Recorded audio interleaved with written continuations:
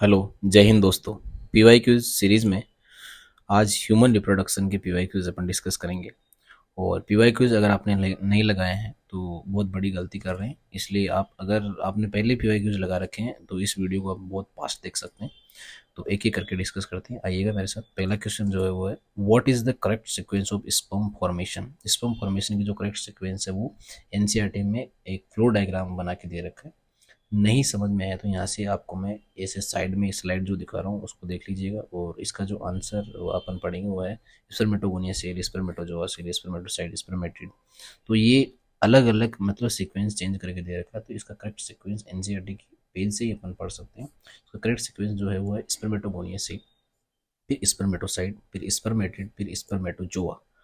इसका flow diagram आप यहाँ पे एनसीईआरटी में देख लीजिएगा, और जो मैंने पेज चिपका रखा है इसको भी आप साथ में देख सकते हैं।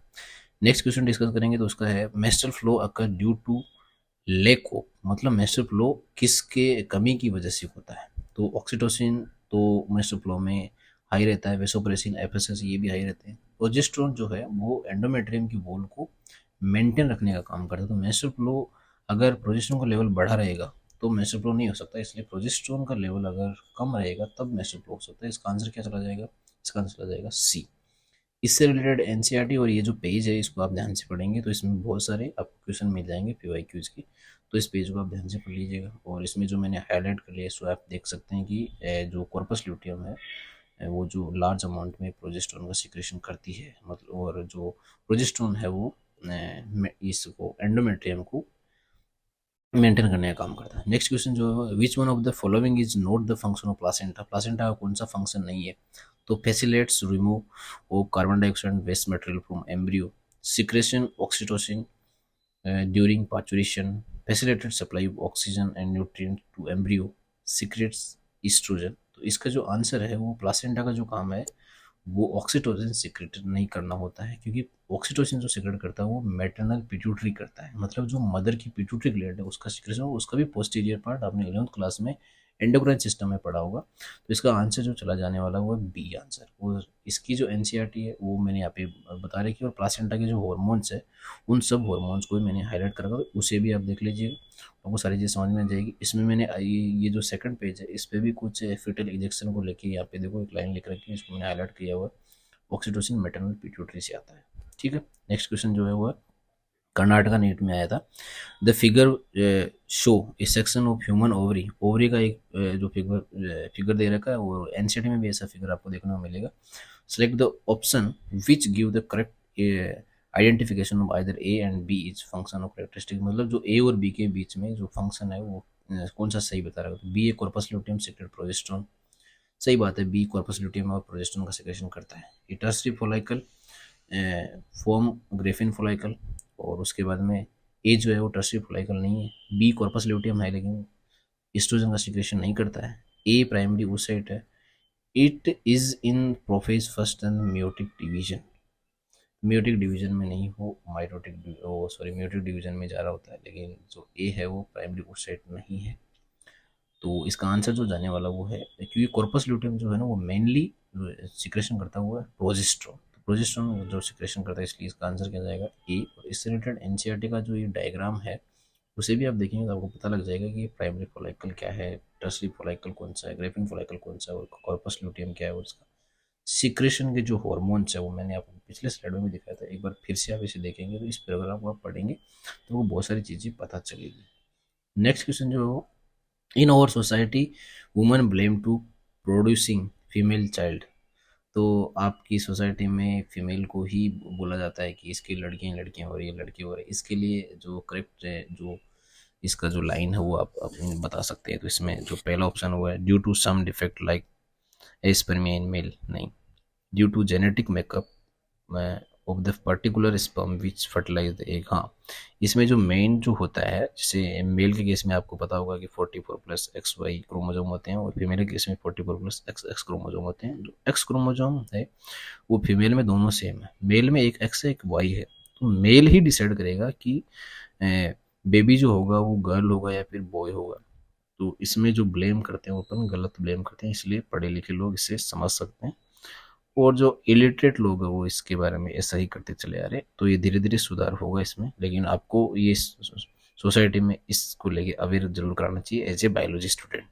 इससे रिलेटेड एनसीईआरटी की जो ये पैराग्राफ है इसको आप आराम से पढ़ेंगे तो इसमें तो बहुत ही इजी क्वेश्चन है, सबसे इजी क्वेश्चन मेरे को यही लगा है। नेक्स्ट क्वेश्चन जो है fetal ejection reflex in human triggers the release of.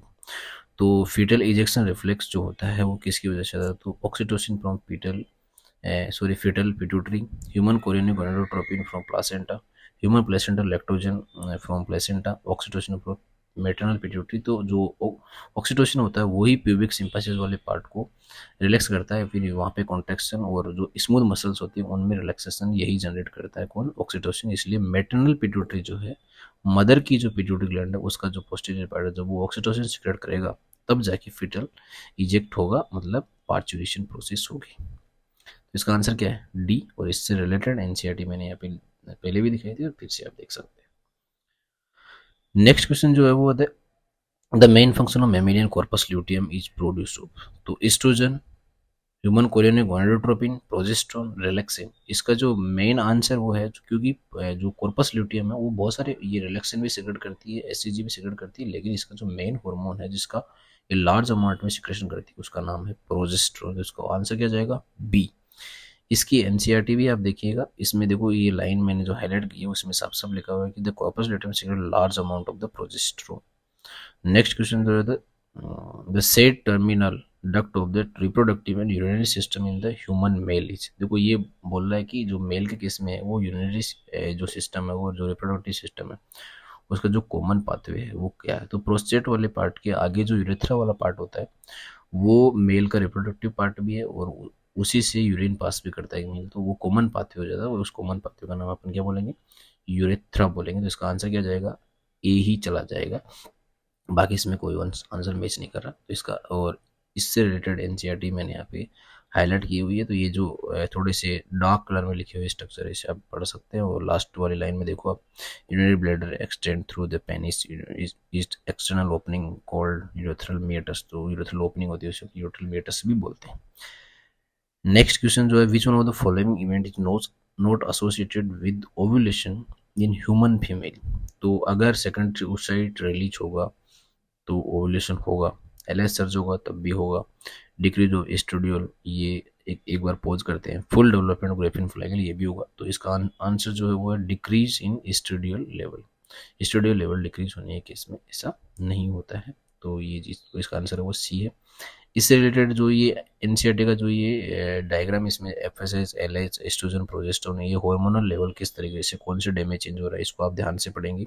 इससे बहुत सारे नीट में क्वेश्चन आए हैं और सारे वर्ड से हर एक वर्ड नीट का क्वेश्चन है, इसलिए आप इसको भी ध्यान से पढ़ेंगे। इसे नेक्स्ट पेज को मैंने आपको बार बार दिखाया, इसको भी आप ध्यान से पढ़ेंगे तो आपके बहुत सारे क्वेश्चन बन जाएंगे। तो इसका आंसर सी तो चला ही जाएगा। नेक्स्ट जो है वो in human female meiosis second is not completed until.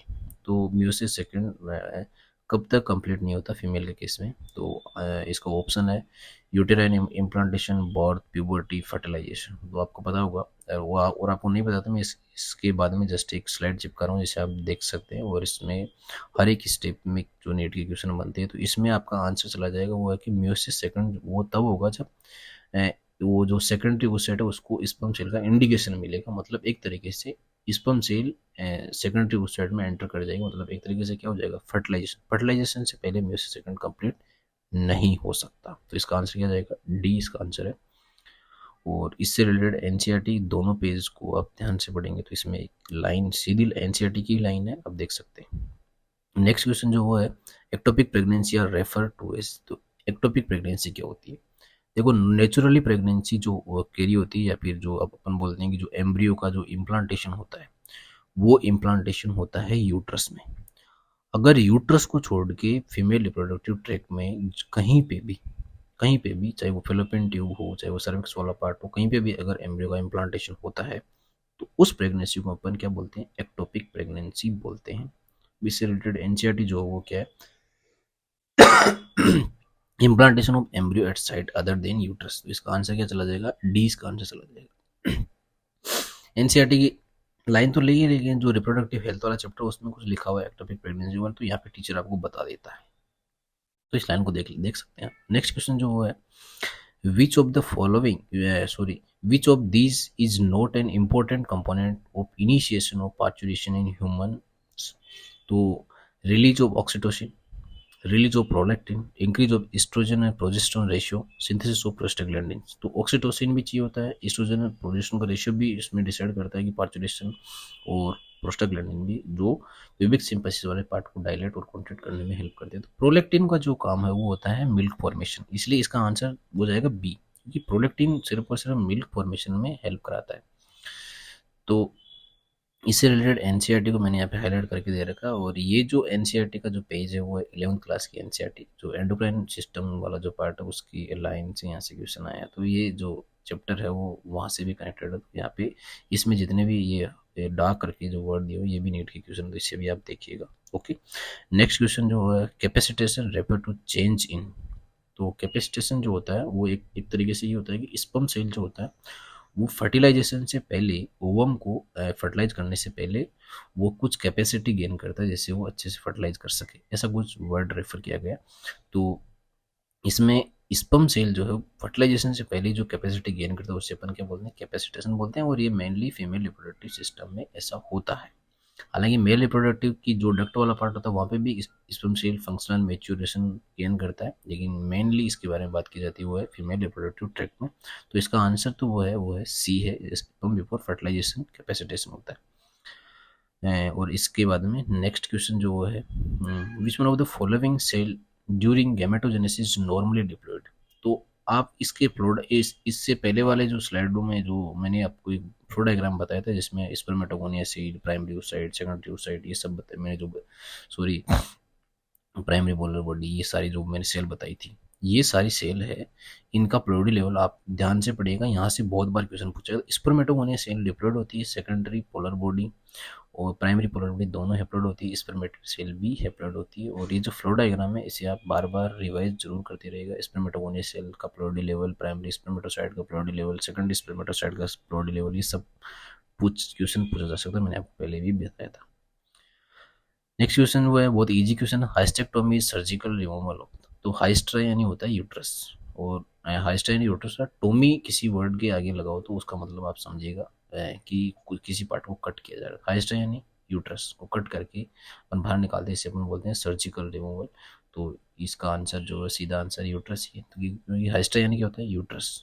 ठीक है, ये एनसीईआरटी में आपको सीधा लिखा हुआ नहीं मिलेगा, लेकिन इसका आंसर आप डायरेक्टली हाइस्ट्रा यानी क्या होता है, यूट्रस, तो हाइस्ट्रा यानी यूट्रस आप याद रखेंगे। नेक्स्ट क्वेश्चन वो है, change in GnRH pulse frequency in female is controlled by circulating level of progesterone only, progesterone and inhibin, estrogen progesterone, estrogen and inhibin. देखो जीएनआरएच जो है वो मेनली जो है वो कंट्रोल करता है एफएसएच और एलएच को, लेकिन वो फिर कंट्रोल करते हैं किसको, एस्ट्रोजन और प्रोजेस्टेरोन के लेवल को। तो एस्ट्रोजन और प्रोजेस्टेरोन के लेवल को जीएनआरएच की फ्रीक्वेंसी सर्कुलेटरी लेवल कंट्रोल करती है। तो इसका आंसर क्या जाएगा, इसका आंसर जाएगा सी। हाँ, और ये जो है वो अलग अलग जगह लिख रखा है, इसका जो आंसर अगर आप देखना चाहते हो तो एंडोक्राइन सिस्टम में भी कुछ पार्ट लिखा हुआ, कुछ पार्ट इसका इस चैप्टर में भी लिखा हुआ है, ह्यूमन रिप्रोडक्शन में भी। तो इसका आंसर आप सीधा याद रखिएगा कि जीएनआरएच है वो एस्ट्रोजन और प्रोजेस्टेरोन को कंट्रोल करता है। नेक्स्ट क्वेश्चन वो जो है, select the incorrect statement, LH and FSH decrease gradually during the follicular phase. LH triggers secretion of androgen from the Leydig cell.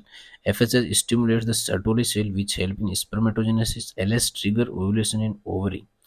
तो जो LH और FSH है वो ग्रेजुअली इस फोलिकुलर फेज में इंक्रीज करता है, डिक्रीज नहीं करता है। बाकी सारे नीचे वाले ऑप्शन सही है कि एलएच का सिक्रेशन हाई होगा तो वो लेडिक सेल्स को एंड्रोजन प्रमोट करा, वो मतलब एंड्रोजन सिक्रेशन करने के लिए प्रमोट करेगा। बाकी सारे ऑप्शन सही है। एलएच ग्रेजुअली क्या होता है, इंक्रीज होता है। और इसके जो एनसीईआरटी का जो ये देखो ये पेज में ऊपर ऊपर जो लाइन लिखी हुई है, एलएच और FSH increase gradually during follicular phase, जो कि यहाँ पे क्या लिख रखा है, डिक्रीज लिख रखा है। ओके, नेक्स्ट क्वेश्चन क्या है, identify the correct statement of inhibin. It produces granulosa cell in ovary and inhibits the secretion of LH. Is produced by nerve cell in testis and inhibit the secretion of LH. Inhibit the secretion of LH, FSH, prolactin. It produces by granulosa cell is in ovary and inhibits the secretion of FSH. तो जो inhibin है उसके बारे में correct statement आपको select करना है। It produced by granulosa cell. देखो ग्रेनुलोसा सेल जो होती है वो एक तरीके से इसका सही आंसर वो होना चाहिए, वो होता है जो कॉर्पस ल्यूटियम बनती है ना, जो टेम्परेरी ग्लैंड होती है वो इसका सही आंसर। लेकिन यहाँ पे अपने याद रखेंगे ग्रेनुलोसा सेल ही आगे जाके कॉर्पस ल्यूटियम बना देता है। जो ग्रेनुलोसा सेल है जो ओवरी की, वो आगे जाके इनहिबिन सिक्रेशन करती है और वही एफएसएस के सिक्रेशन को क्या करता है, कंट्रोल करता है। इसका आंसर जाएगा डी। नेक्स्ट क्वेश्चन जो है, fertilisation in human in partially feasible only if. Fertilisation कब पॉसिबल है? फर्टिलाइजेशन पॉसिबल तब है the ovum and sperm are transported simultaneously. Ovum और स्पर्म सेल साइमल्टेनियसली ट्रांसपोर्टेड होना चाहिए कहाँ पे? Ampullary isthmus junction of the cervix. Answer गलत है, इसमें सर्विक्स की जगह होना चाहिए था फेलोपियन ट्यूब। अगर फेलोपियन ट्यूब होता तो ये आंसर सही होता। पुरानी एनसीईआरटी में, ये जो पुरानी एनसीईआरटी के हिसाब से आंसर दिया हुआ, नई एनसीईआरटी में एम्पुलरी स्टमस जंक्शन की जगह एम्पुलरी रीजन लिख दिया गया है। इसलिए इसका आंसर तो है वो है ओवम और sperm cell transported simultaneously ampullary isthmus junction of the Fallopian tube. Answer इसका डी सही है। नई एनसीईआरटी के हिसाब से आप याद रखेंगे, क्योंकि इस पेज में देखो, आप ध्यान से देखेंगे तो आप साइमल्टेनियसली एम्पुलरी रीजन में फर्टिलाइजेशन होता है। तो अब ऐसे ऑप्शन लिखा हुआ नहीं आएगा, एम्पुलरी जंक्शन ही लिखा हुआ आएगा या फिर एम्पुलरी रीजन ही लिखा हुआ आएगा। तो आप इसे देख लीजिए और यहाँ से आगे बढ़िएगा। और नेक्स्ट क्वेश्चन जो है, which of the following depict the correct pathway of transported of sperm cell. तो स्पर्म सेल का जो करेक्ट पाथवे वो आपको बता देना है। तो रेडियल टेस्टिस जो होता है टेस्टिस में होता है, फिर उसके बाद में जो वॉस एफ्रेंसिया जो डक्ट है वो बाहर निकलती है, तो वॉस इफ्रेंसिया, तो इफ्रेन डक्टलेस ये पार्ट जो बाहर निकलता है। फिर एपिडिडाइमिस होता है, वॉस डिफरेंस। तो इसका पहला ही ऑप्शन सही है, बाकी ऑप्शन कहीं ना कहीं आगे पीछे कर रखे हैं, तो पहला ऑप्शन आप लगा दीजिएगा। तो और एनसीईआरटी में जो ये पेज जो डार्क करके लिख रखा हुआ है, ये दो देखो, radial testis vas efferentia epididymis vas deferens, और इससे रिलेटेड जो फ्लो डायग्राम है वो भी मैंने आपको बना के दे दिया है, तो आप इसे भी पढ़ सकते हैं। और ये जो डायग्राम दे रखा है मैंने, इसमें आपको साफ साफ दिख रखा होगा कि इसमें क्या क्या कौन कौन सा पार्ट है। तो इसकी सीक्वेंस भी आप यहाँ से याद रख लेंगे, लेंथ भी याद रख लेंगे साथ में, ठीक। नेक्स्ट क्वेश्चन वो several hormone like HCG HPL estrogen progesterone produced by. तो ये जो हार्मोन है एचसीजी एचपीएल, ये मैंने पिछले स्लाइड में आपको हाईलाइट करके दिखाया था। और ये जो हार्मोन है वो मेनली किसके? प्लासेंटल हार्मोन है। इसे अपन प्रेगनेंसी हार्मोन भी बोलते हैं। तो इसका आंसर क्या चला जाएगा? बी इसका आंसर है। देखो इस पेज पे हाईलाइट करके मैंने दे रखा है, इसे आप ध्यान से पढ़ भी लीजिएगा। नेक्स्ट क्वेश्चन जो है वो मेस द कॉलम वाला क्वेश्चन है। पहले कॉलम का जो पहला ऑप्शन वो है मॉन्स प्यूबिस। मॉन्स प्यूबिस जो है वो होता है फीमेल एक्सटर्नल जेनिटलिया। एंट्रम जो होता है ना, वो ग्रेफिन फोलाइकल में एक केविटी बनती है जिसमें एंट्रम फ्लूइड भरा होता है, तो ग्रेफिन फोलाइकल इसका आंसर चला जाएगा। नेक्स्ट जो है ट्रोफेक्टोड्रम होता है, वो एम्ब्रियो फॉर्मेशन में एक लेयर आ जाती है जिसे अपन क्या बोलते हैं? ट्रोफेक्टोड्रम बोलते हैं। जो हमें स्किन होता है डर्मिसियन स्किन, तो एम्ब्रियो फॉर्मेशन में उसके ऊपर एक प्रोटेक्टिव लेयर आती है। लास्ट में जो है वो नेबेनकर्ण है, वो स्पर्म सेल की एक लेयर जो मिलती है उससे अपन नेबेनकर्ण बोलते हैं। तो ये स्पर्म सेल, हाँ, हालांकि कुछ से इसमें वर्ड जो है वो एनसीईआरटी में आपको देखने को नहीं मिलेंगे, लेकिन इसका आंसर ये जाएगा। तो ए है जो वो उसमें आएगा थर्ड, तो ए में थर्ड दे रखा 3 में, तो इसमें डी को काट दो आप। एंट्रम जो है उसमें फोर्थ आएगा, मतलब ग्रेफिन फोलाइकल, तो फिर आप सी को काट दो। ट्रोफेक्टोड्रम में वो फॉर्मेशन ऑफ एम्ब्रियो, तो इसमें ए में थर्ड, बी में फोर्थ, सी में फर्स्ट और डी में सेकंड चला जाएगा। तो बी इसका आंसर सही है। इससे रिलेटेड एनसीईआरटी के पेज डिफरेंट पेज है, इनमें जो ये डार्क करके जो वर्ड दे रखे हैं, ये देखो एनसीईआरटी के जितने भी डार्क वर्ड है उन्हें आप ध्यान से पढ़ेंगे, वहां से बार बार नेट में क्वेश्चन पूछा गया है। तो मैंने पेज को डार्क करके दे रखा, जिसे आप पढ़ते रहिएगा।